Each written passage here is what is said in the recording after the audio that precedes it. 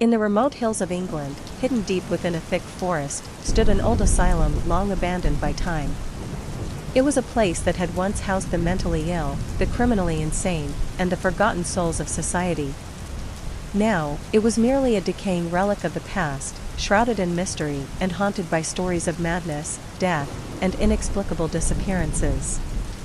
The locals called it the Silent Asylum, for within its crumbling walls, they said, no one could hear your screams. For years, no one dared to go near it. But Mark, a paranormal investigator with a fascination for the unexplained, was different. He had heard the legends and rumors, and they only fueled his obsession. Armed with cameras, voice recorders, and a team of 2 others, his best friend Jake and a tech expert named Emily, Mark was determined to uncover the truth behind the Silent Asylum. The group arrived at dusk, the sun casting long shadows over the twisted trees surrounding the asylum. The building itself was massive, its walls covered in ivy and moss. The windows were broken, and the iron gates at the entrance were rusted and barely hanging on to their hinges. As they entered the asylum, an eerie silence enveloped them. No birds, no wind, nothing. It was as if the entire world had gone still. Mark turned on his flashlight, and the beam cut through the darkness, revealing long, empty hallways lined with rusted metal doors. Some were slightly ajar, others were tightly shut. The air was thick with dust, and the scent of decay lingered.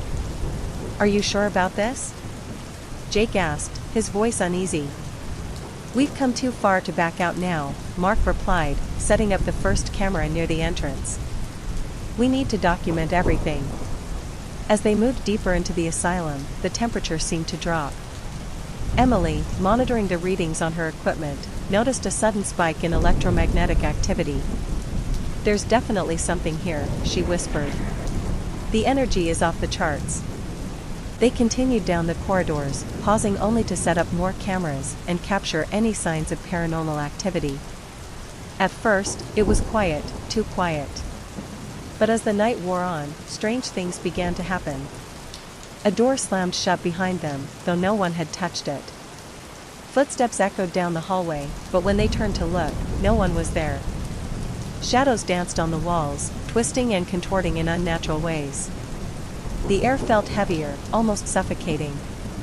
"Did you see that?" Jake whispered, pointing to one of the monitors where a shadow had just passed by one of the cameras. Mark nodded, his heart racing. "Let's go check it out." They followed the path the shadow had taken, leading them to the asylum's main ward, a massive room filled with decaying hospital beds and broken equipment. In the center of the room stood a single bed, its sheets torn and stained with age. As they approached, they noticed something chilling. Restraints were still attached to the bed's metal frame, as though someone or something had been tied down. Suddenly, the air grew cold, and a deep, guttural whisper filled the room. "Get out." Emily's voice trembled. "Did you hear that?" Mark nodded, his hand gripping the camera tightly. "Keep recording." The whisper came again, louder this time. "Get out, while you can." Before they could react, one of the cameras suddenly fell to the floor, shattering. At the same moment, the door to the ward slammed shut with a deafening crash, trapping them inside. Panic set in as they rushed to the door, trying to pry it open, but it wouldn't budge. The whispers grew louder, echoing off the walls, until they turned into blood-curdling screams. Suddenly, the beds began to move. Slowly at first, then violently, as if an invisible force was throwing them across the room. The sound of metal scraping against the floor filled their ears, and a cold, dark presence seemed to envelop them.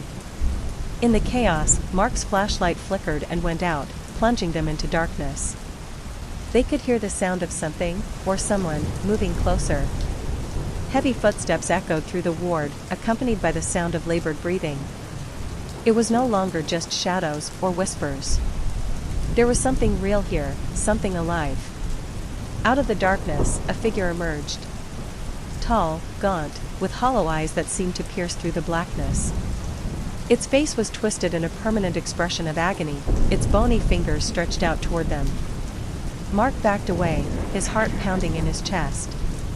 "We need to get out of here, now." Jake and Emily tried the door again, and this time, it gave way. They bolted out of the room, sprinting down the corridors as the entity followed them, its footsteps growing louder with each passing second. They reached the entrance, but just as they were about to escape, the doors slammed shut in front of them, locking them inside the asylum. Desperation filled the air as they pounded on the doors, but it was no use. They were trapped. The figure appeared again, this time right behind them. Its voice was a low, menacing whisper. "You were warned, but now it's too late." As the figure reached out to touch them, everything went black. When the locals found the asylum the next morning, the doors were wide open. But Mark, Jake, and Emily were never seen again. Their cameras were found scattered across the asylum, but all the footage was distorted except for the final clip, where a faint whisper could be heard. "Stay out, or you'll never leave."